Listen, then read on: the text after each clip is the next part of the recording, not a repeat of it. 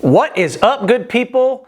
Christian Allaire here, Yogi C, coming to you from Huntington Beach, California. So today's little philosophy piece is going to be an introduction to the Bhagavad. Right here, I'm going to be using this textbook by this cat named Winthrop Sargent.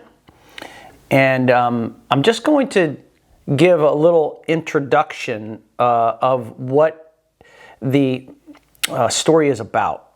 And I mean, we're talking cursory stuff here. And this is probably designed more for people that have never even really heard of this book, let alone just the name, the Bhagavad, which means the Song of God. It can be possibly off-putting for some people. So I think I'll start by just acknowledging the topic of philosophy itself, which means the love of wisdom. And I remember back in my knuckle dragger days, in a previous video I talked about ignorance, meaning, ignorance is not stupid, but ignorance is simply not knowing, which pretty much describes me to a T. When Bill Clinton was being impeached for the Monica Lewinsky scandal, I remember watching that whole thing unfold, and that a reporter had basically asked Bill Clinton about how he's dealing with the pressure and all that. And he said, I'm reading philosophy, a lot of philosophy. And I remember my reaction was to scoff and to make fun of, and just to, I don't know if I thought it was elitist or what was manifesting in me, an embarrassment of not knowing. My own ignorance, was starting to bubble up. And putting aside the whole Lewinsky thing, what basically Clinton was saying that philosophy offers a way to grapple with difficulty or create structures or mindsets or a way of thinking about life and its difficulty. So for those that are not philosophically inclined, I would say that you should consider starting to dip your toe into it, because it is truly worth the effort. Moving into the text a little bit, and especially for the veterans out there or active duty people, I want to presence the fact that the Bhagavad is a story about war. It takes place on a battlefield in Kurukshetra, which is I believe, just outside of New Delhi in India, in modern day India. So this story, the Bhagavad, is the most translated work of literature ever. And it is studied and read by, I would say, billions of people. There are many people, so in the West here, it would be, I won't say it's like the Hindu Bible, it's been referred to that kind of like that, but it is, I just want to say that the stature of the story is significant, that its teachings are timeless, and the lessons that they teach just repeat over and over and over again. This book, this Bhagavad, the Song of God, is simply one piece out of a larger work called the Mahabharata. Of course, I can't pronounce Sanskrit very well, so give me a break here. But this larger Mahabharata is it's the equivalent of 6 times the length of the Iliad and Odyssey. It's an enormous work, and the BG, the Song of God, is just one piece of that works. So dipping our toe into this Winthrop Sargent book, I will just sketch out what we're talking about and refer to this book here. The BG tells the story of a great crisis. A crisis that is solved through the interaction between Arjuna, a Pandava warrior, hesitating before battle, and Krishna, his charioteer and teacher. So this can be read as a straight up history, but really its juice is in the fact that it's an allegory, it's a teachings, it's a telling of a story that continues to extract out wisdom. And in this scenario, Arjuna, well, first let me take a step back. It's two families, it's two cousins, sets of cousins, right? You have the Kauravas and the Pandavas.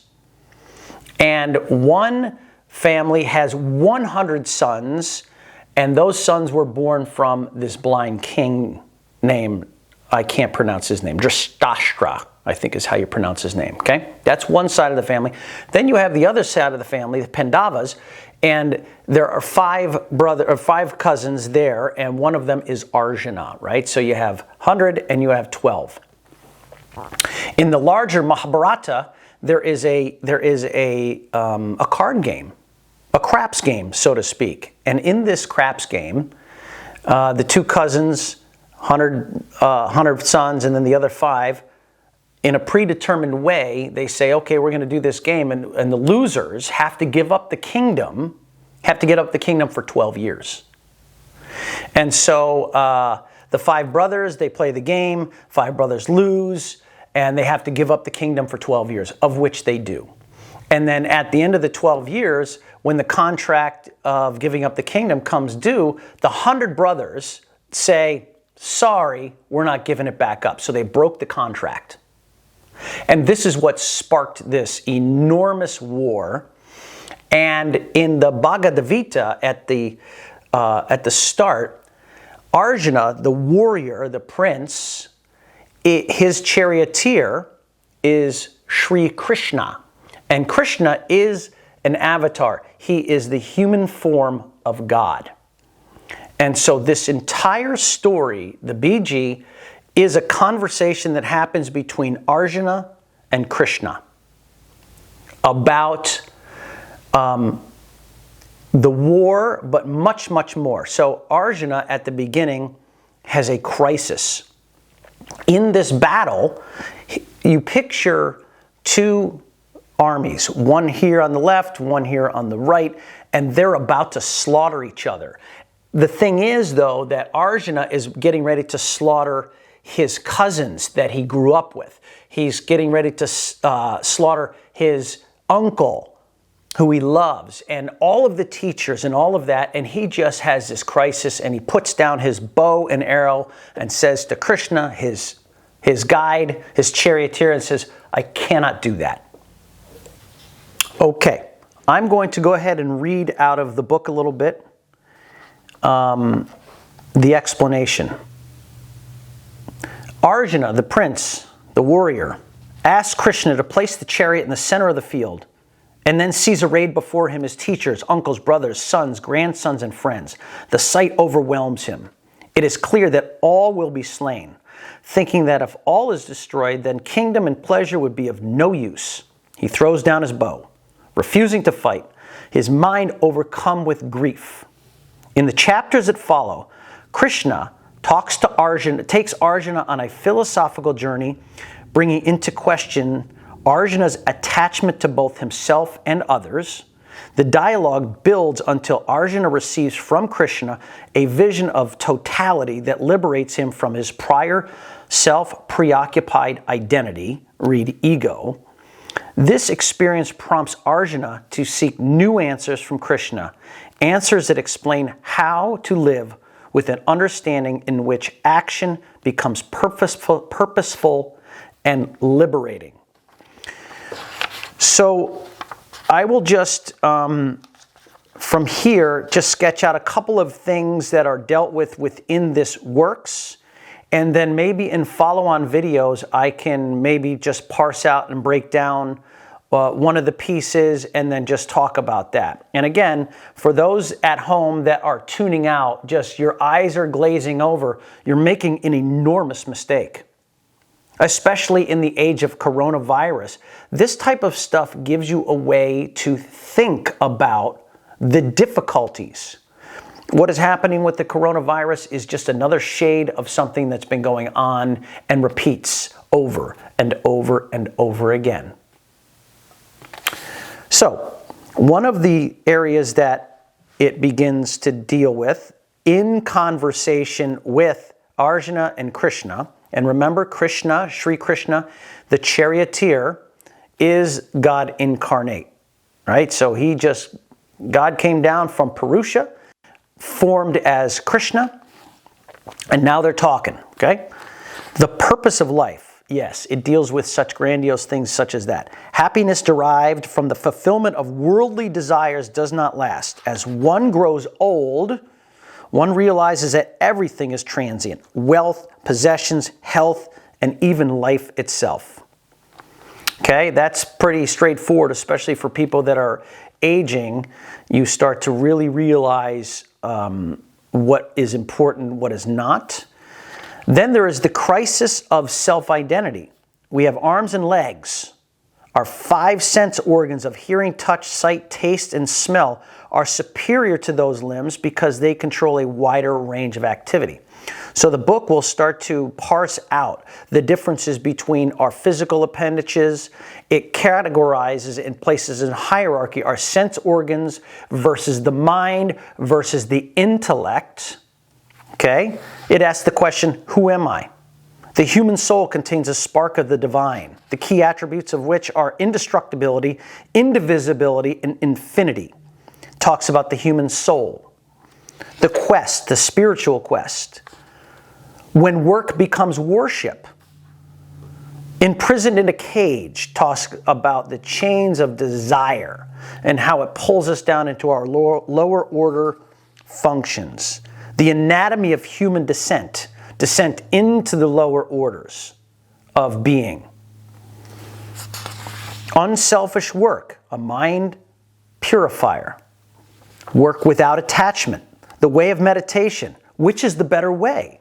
Intellect over mind, from knowledge to wisdom. Preparation for meditation, the power and the meaning of ways. Overcoming hurdles. So I will stop right there from reading from this. When you start to, it's very helpful to have a teacher or a commentary or a book to help guide the way. And again, I'll just end this video by saying that in the system of yoga, the corpus is enormous and it's hard to know where to start. So my recommendation would be start with the big kahunas. Start with the BG and start to read, and don't be off-put by Sanskrit terms. Go to the glossary, look in the back, and see what it means. And over time, things will start to unfold. One of the skills of yoga is learning to be uncomfortable. When you start to read Sanskrit, it's uncomfortable. One of the pieces of wisdom that I love to recall and remind myself is that you can read a book and not understand a lick of it, and that's fine. Pick it up and read it again and again. And each time, you know, a book that you understand right out of the gate, one reading you understand it all, is a book that I really don't want to get involved in, right? Because why? Easy is not necessarily good, okay? So I'll just stop right there and say namaste to my team out there, and I really look forward to continuing this conversation about the Bhagavad Gita. So once again, my name is Christian Allaire. I am the Chief Operating Officer for the Veterans Yoga Project. Please check in with us at www.veteransyogaproject.org on the web. Also, you can find us on Instagram at Veterans Yoga Project. And also consider becoming a donor to help support this work and these efforts to help our veterans. Thank you so much.